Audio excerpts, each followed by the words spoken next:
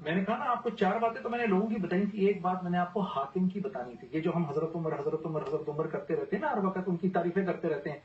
تو اما عائشہ رضی اللہ تعالیٰ نے فرمایا کرتی تھی عمر کا ذکر اپنی مجالس میں کیا کرو کہ عمر کے تو ذکر سے عدل پھیلتا ہے۔ ندیم بھائی، یہ جن لوگوں نے جنگیں لڑی ہیں اسلام کے لیے، یہ اپنے پرانے وقت کے سب سے بڑے چور اور ڈاکو تھے، یہ لٹیرے تھے، یہ قافلے لوٹا کرتے تھے، اور اللہ نے انہی سے کام لیا۔ بات یہ ہے جب قانون کی بالادستی ہوتی ہے، اللہ اس قوم کا روب دوسری قوموں میں ڈالتا ہے۔ امریکہ کا بھی نام لے رہے تھے، میں ہنس رہا تھا دل کے اندر۔ نحمده ونصلي ونسلم على رسوله الكريم اما بعد۔ معزز سامعین کرام، حق فرمایا ہمارے آقا سرور دو جہاں حضور نور مجسم حضور عالم ما کان وما یکن صلی اللہ تعالی علیہ وسلم نے، جس کا مفہوم یہ کہ ایک وقت آئے گا لوگ ایسی باتیں سنائیں گے جو نہ کبھی آپ نے سنی ہوگی اور نہ ہی آپ کے باپ دادا نے، اور فتاوے دیں گے جاہل لوگ تقریریں کریں گے۔ آج ایسے جاہلوں کو دیکھ کر ہمارے ایمان میں اور بھی تازگی ہوتی ہے۔ حضور علیہ الصلاۃ والسلام کی غیبدانی کے تعلق سے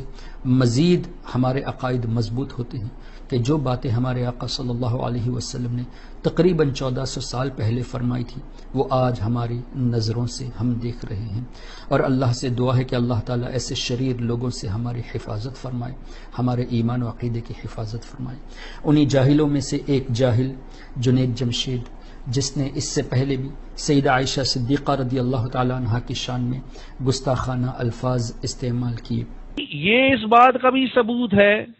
کہ نبی کی صحبت مل کے بھی عورت نہیں بدل سکتی، نبی کی صحبت مل کر بھی عورت نہیں بدل سکتی۔ اور اب حضرت عمر رضی اللہ تعالیٰ عنہ کے تعلق سے بات کر کے تمام صحابہ کرام کو گھیرے میں لے لیا،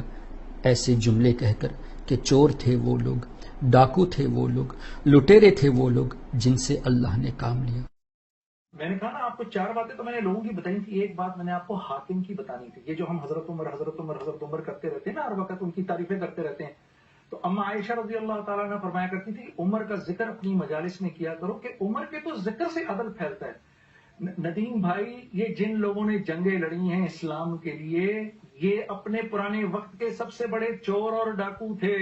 یہ لٹیرے تھے، یہ قافلے لوٹا کرتے تھے، اور اللہ نے انہی سے کام لیا۔ بات یہ ہے جب قانون کی بالادستی ہوتی ہے، اللہ اس قوم کا روب دوسری قوموں میں ڈالتا ہے۔ امریکہ کا بھی نام لے رہے تھے، میں ہنس رہا تھا دل کے اندر۔ اللہ اکبر! کیا جنید جمشید صاحب آپ یہ نہیں جانتے کہ صحابہ کرام رضوان اللہ علیہم اجمعین میں ایسے بھی لوگ تھے جنہوں نے کبھی زنا نہیں کیا تھا، جیسے سیدنا عثمان بن عفان رضی اللہ تعالیٰ عنہ۔ ایسے بھی لوگ تھے جنہوں نے کبھی بت پرستی نہیں کی تھی، جیسے سیدنا صدیق اکبر رضی اللہ تعالیٰ عنہ، سیدنا مولا کائنات مولا علی مشکل کشا رضی اللہ تعالیٰ عنہ۔ کتنے صحابہ کرام ایسے تھے جنہوں نے کبھی بت پرستی نہیں کی تھی، لیکن بالفرض صحابہ کرام کفر کے دوران زمانے جاہلیت میں غلطی کر بھی چکے ہوں، اسلام کے دائرے میں داخل ہونے کے بعد تمام کے تمام گناہ معاف ہو جاتے ہیں، وہ پاک و صاف ہو جاتے ہیں، اور حدیث کی روشنی میں پرانی باتوں کو، پچھلے گناہوں کو یاد دلانا یہ بہت ہی برا ہے۔ حضرت عمر بن خطاب رضی اللہ تعالیٰ عنہ یقیناً نبی کریم صلی اللہ تعالیٰ علیہ وسلم کو قتل کرنے کے لیے تیار ہوئے تھے، لیکن اس کے بعد نبی کریم صلی اللہ تعالیٰ علیہ وسلم نے ان کے تعلق سے کیسی کیسی بشارتیں دی کہ حضرت عمر رضی اللہ تعالیٰ عنہ عدل و انصاف کے مالک ہیں، فارق حق و باطل ہیں، ان کی زبان پر صرف حق ہی جاری ہوتا ہے۔ شیطان حضرت عمر کے راستے کو چھوڑ دیتا ہے، دوسرا راستہ اختیار کرتا ہے۔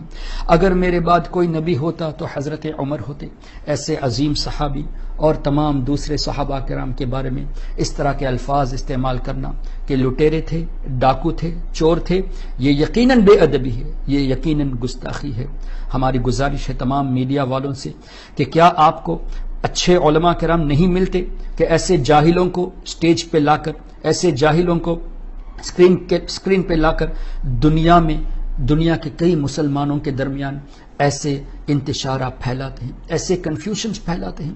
ایسے لوگوں کو رکھ کر آپ بھی گناہ میں داخل ہو جاتے ہو، آپ کسی بھی وجہ سے یہ کرتے ہوں گے، ہمیں اس سے کوئی لینا دینا نہیں، لیکن ہمارا کہنا یہی ہے کہ آپ ذمہ دار مت بنیے جاہلوں کو بٹھا کر۔ آپ کسی بھی وجہ سے ان کو سکرین پہ لاتے ہوں گے، لیکن ان کی ایسی باتوں سے کتنے لوگ اپنے ایمان و عقیدے کو خراب کر بیٹھتے ہیں۔ صحابہ کرام کے تعلق سے ایسے ذہن خود لوگ سن کر بنا لیتے ہیں، جس کے ذمہ دار خود آپ بھی ہوتے ہیں۔ اس لیے توبہ کیجئے اور آئندہ صرف اور صرف صحیح العقیدہ سنی علماء کرام کو تقریروں کے لیے بلائیے، ایسے جاہلوں سے دور رہیے، ورنہ عند اللہ بہت بڑی گرفت آپ کی ہوگی۔ اللہ تبارک و تعالی ہم تمام مسلمانوں کو ایسے